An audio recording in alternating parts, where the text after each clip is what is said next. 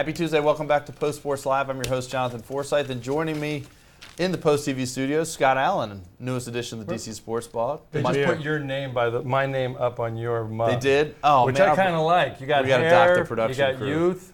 They're not going to get the bonus now this year. Mike Wise and Dan Steinberg, also the DC Sports Blog. Happy Tuesday, gentlemen.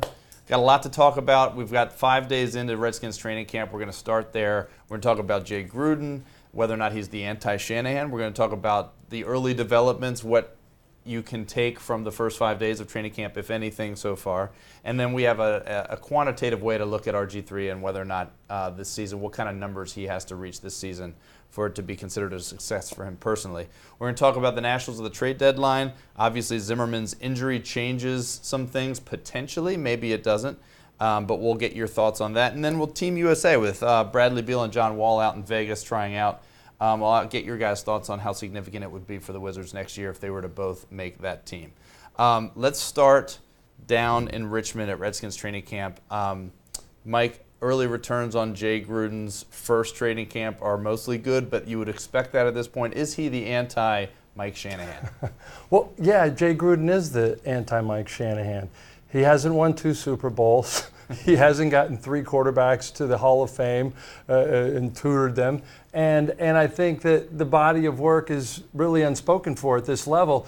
I think when we talk about Mike Shanahan, we shouldn't just talk about last season. This is a guy who did get this team to an NFC East title and its first playoff game in 7 years or 5 years. Right. And so, but I do like that he's almost forgotten about the past and he's not looking for the future. He's very much in the moment. He's not whatever happened before him. He's not shouldering 20 years of guilt for this franchise not going to a Super Bowl.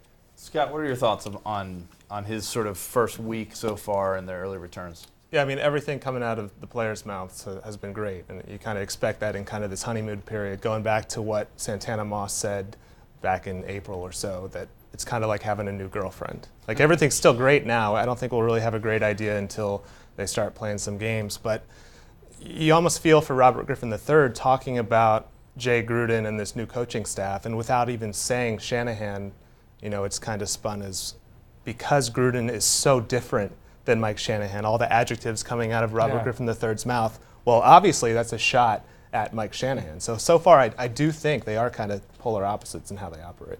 Dan? I would say not just the experience, but also the way. I mean, you can see the image behind us. He's like out there on the field, like doing drills. I think he's like playing defensive back in some drills against receivers. You know, Mike Shanahan's classic pose during practice was like the arms across his chest, kind of just standing there and surveying everything. Yeah. And that's not what Gruden does. You know, whether the body language differences on a practice field in August mean anything at all, like probably not. But they are certainly very, very different guys, from the age to the experience to the severity of kind of the way they act with people. I mean, he's much more of a kind of player's coach at this point in his career. The only thing I would caution is we got giddy about Mike Shanahan being the anti-Jim Zorn 4 years ago, and that was sort of if you Google this morning, Mike Shanahan, adults in charge in 2010, you will come up with a lot of hits. And by the end of it, he was as juvenile as anybody working for this franchise. So I, you know, like I said, early returns. I think once he forges his own identity, he seems to want to be a little bit more physical coach. I mean, he wants guys putting pads on and popping, and he wants them to have more physical identity. But in many ways, I don't think it's about Jay Gruden as much as it's about Jim Haslett. In some ways. Well, I think that defense, I really worry about it. And our good buddy Jason Reed wrote on Monday that, you know, Shanahan had his fingerprints on everything, and that was his style, right? And he had won 2 Super Bowls, as you mentioned. Gruden, very much hands-off, willing to delegate, trust in his coaches. Do you expect that to continue, or is that just because it's a new head coach feeling his way through? Scott, what do you think on that front? I mean, I think Jason Reed touched on it in his column that, you know, in preseason, it's easy for him to empower his coaches and kind of let them handle the drills and do things their own way. And I think the players appreciate that. And certainly the coaches, Sean McVay in particular, has talked about how that makes them feel like someone's not always looking over their shoulder. But Jason Reed mentioned that, you know, at some point in the season when things are going tough, it's going to come down on Jay Gruden to not deflect that responsibility and make a move. You know what I think? Kind of separate from that, I'm kind of surprised by how much John Gruden has been around. He was at Redskins, one of the OTAs during the offseason. He was like the keynote speaker at a Dan Snyder event, and he was down there again doing the coaches clinic for the Redskins. If I were Jay, already there's kind of this sense that he was, helped greatly in his career by his last name. I would be like, dude, give me a little space, stay away for a little while. Yeah, it's a tough one because on one hand you want to spend time with your brother who you're not going to get to see a lot during the season. But I agree with you. I think one of the hardest things for John Thompson III in this town is overcoming his father's shadow. His father shows up at the press conferences all the time, at the games. At some point, I'd be like, Pops, you've done more than anything for this program. Right. I need to be my own man at some point. Let me ask you guys about, take a step back and not necessarily Gruden. So non-Gruden takeaways from the first week at camp. Dan, what are your thoughts from the early returns? Granted, it's very early. Well, I think we talked about, things that are significant. And to me, the most significant thing is that no one's gotten hurt. And it's trivial and something you could say, every year for a team where no one gets hurt. But except for NFL editor Keith McMillan. Yeah, get better, Keith. Sorry, down there. Do people know what happened? Go ahead if you want to. We should just say that there is an actual game that the team puts on, and they dress you up in all kinds of outfits, and they open up the practice bubble or wherever the heck they do it at now, and they let you play a scrimmage game. And Keith McMillan, our editor for the team, actually tore his Achilles. Right.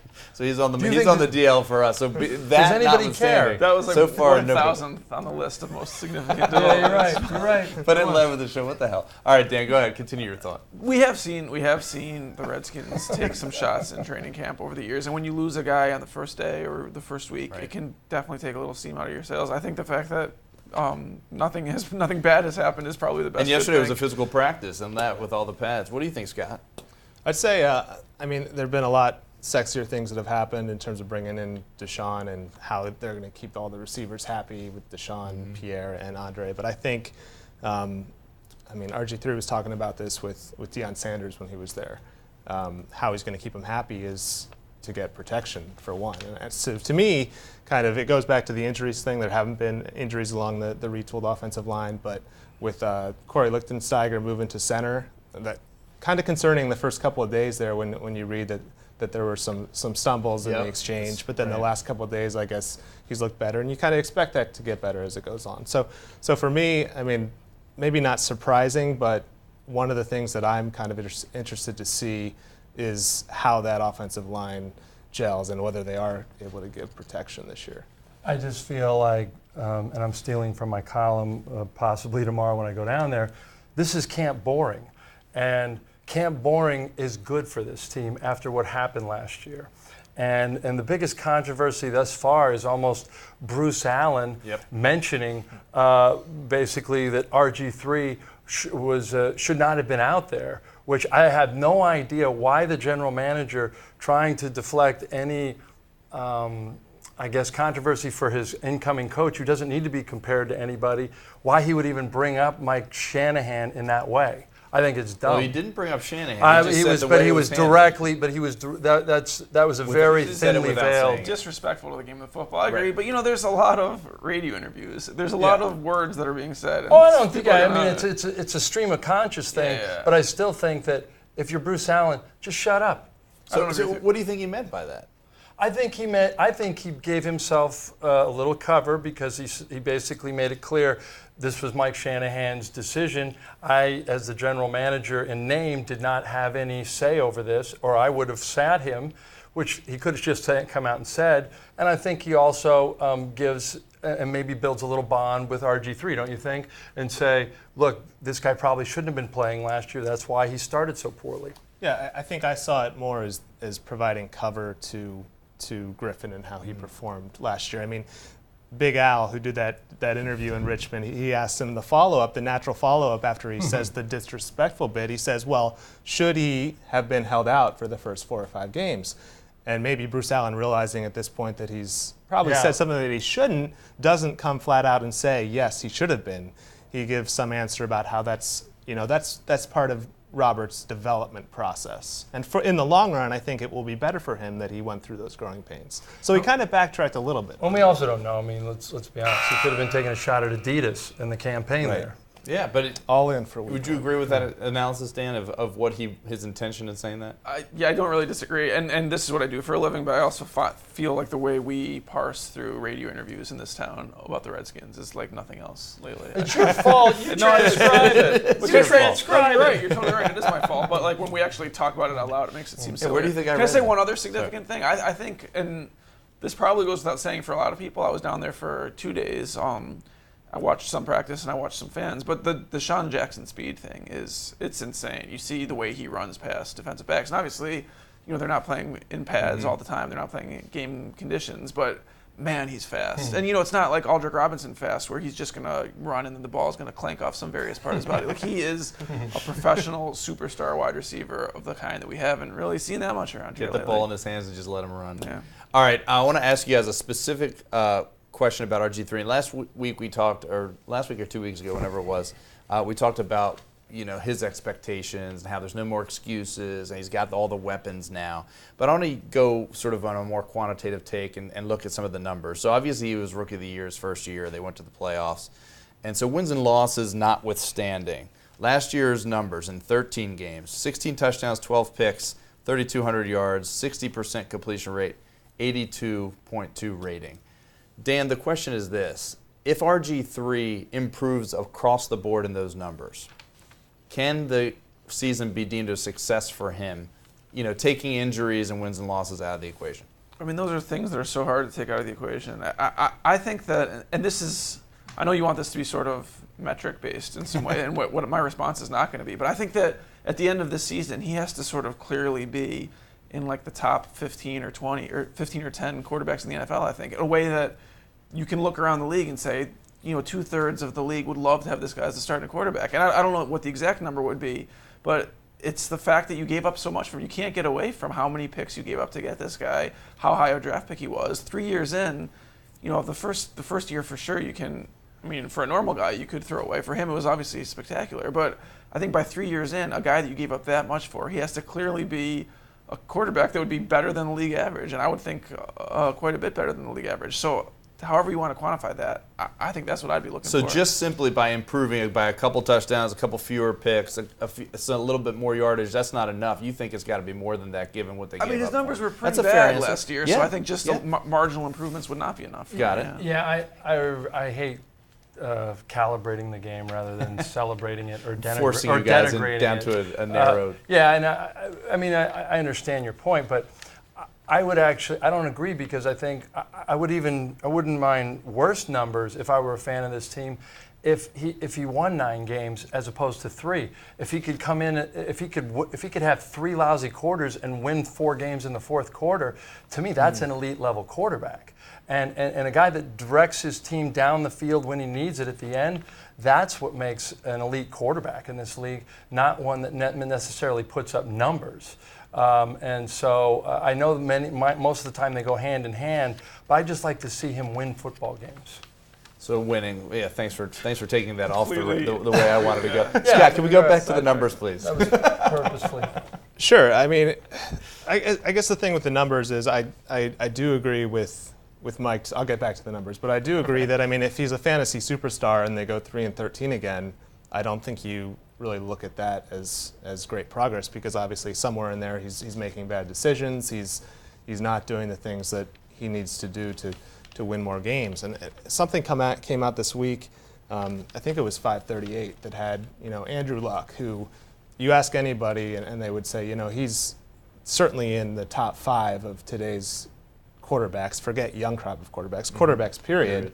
And they say, well, if you look at these numbers, he's not even in the top 10 for three different metrics. I think he can spin it different ways. I think, like Dan said, last year's numbers for RG3 were not good, and he has so many more weapons at his disposal this year. Forget about the knee being better, but if he's not throwing for 25 touchdowns and and cutting down on the interceptions with Deshaun and Pierre and Andre there, I think, yeah, it is kind of a You love calling bust. them by their first names. I'm sorry. No, that's fine. You know, I mean, if we are talking specific numbers, I think the one to me that I would be, and I mentioned this before, the one I'd be most interested in is the turnovers. Yeah. It wasn't just the interceptions; it was so many lost fumbles. Yeah. Yeah. In the first 2 years, he had a ton of fumbles. Just his first year, he happened not to lose very many of them, and that's kind of like a random statistic. But I think more than anything else, it's got to be way fewer turnovers than it was last year. That's a good place. Let's end there on the fewer turnovers. Plenty more speculating on the numbers of Robert Griffin III, a healthy RG3 in the weeks to come. All right, let's move on to the Nationals, guys. Trade deadline is Thursday.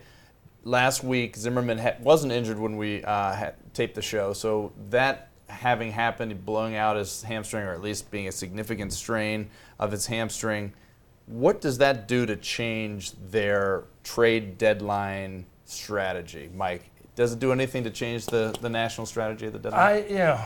I mean, Kilgore and others are more plugged into this than I am, but I just feel like if Mike Rizzo has shown anything consistent at trade deadlines, when a team is doing fairly well, he's not going out and messing with team chemistry at this point. And I just don't feel like, last night's collapse aside, that he's got a team that he wants to play too much with right now. I mean, the delicate balance in that clubhouse was upset a lot a year ago just by bringing Soriano in and what it did to the bullpen, and they're starting to get past all that now. And so I would hate to see some crazy movement. Now, who are you thinking? Like, Ryan Zimmerman is not going anywhere.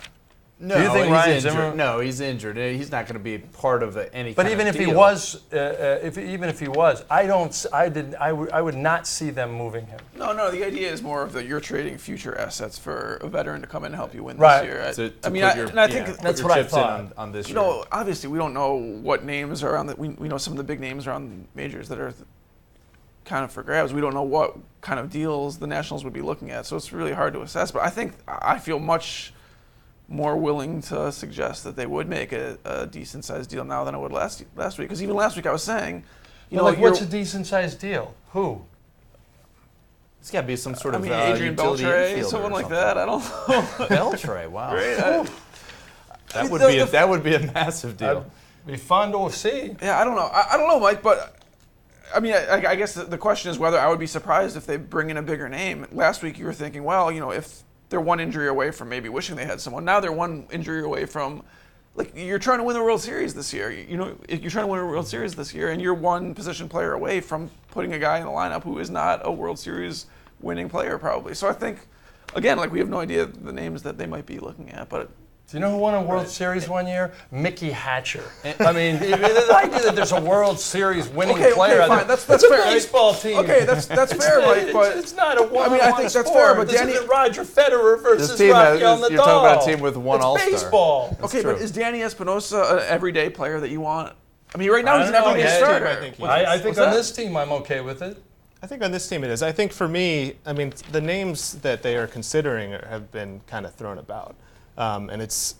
Instead of guys like Beltre, it's more, guys who give you versatility like Martin Prado or Aaron Hill. Mm-hmm.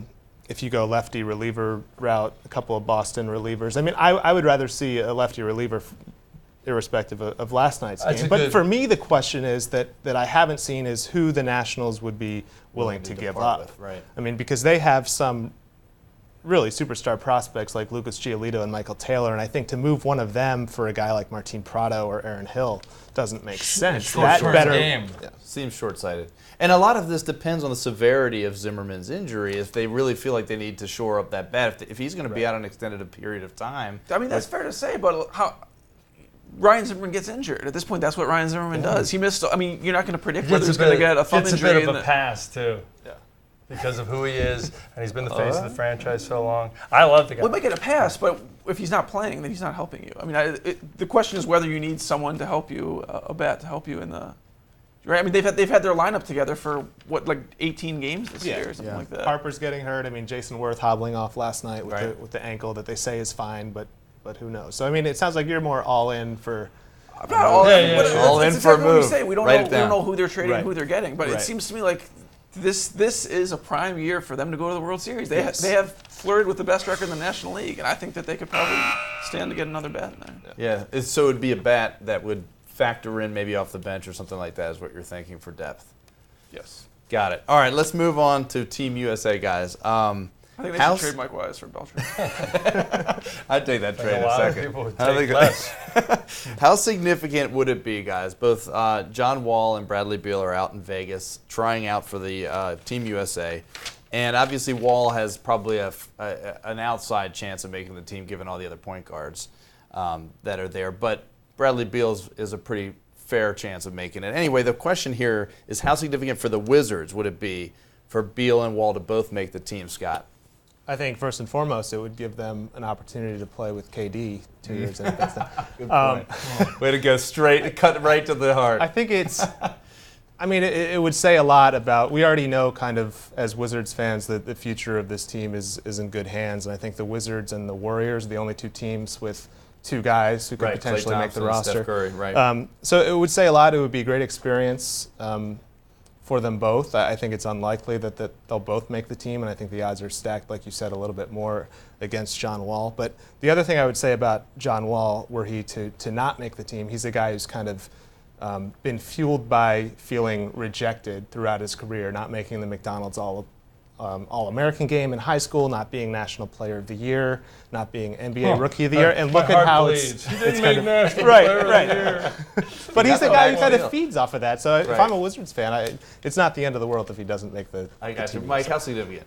I think it'd be huge because the notion that in 2 years, boys and girls in this country who are not Wizards fans could buy number 2 USA basketball jerseys, and they could say Wall, and the other could be 3, and it could say Beal. I mean, it just brings a different identity to your franchise. And this franchise has struggled with, I guess, luring the type of free agent like a Kevin Durant for forever, simply because it's Washington. Well, if Wall and Beal are in the Olympics, it's Washington. And it's a much different feel. I think it'd be huge.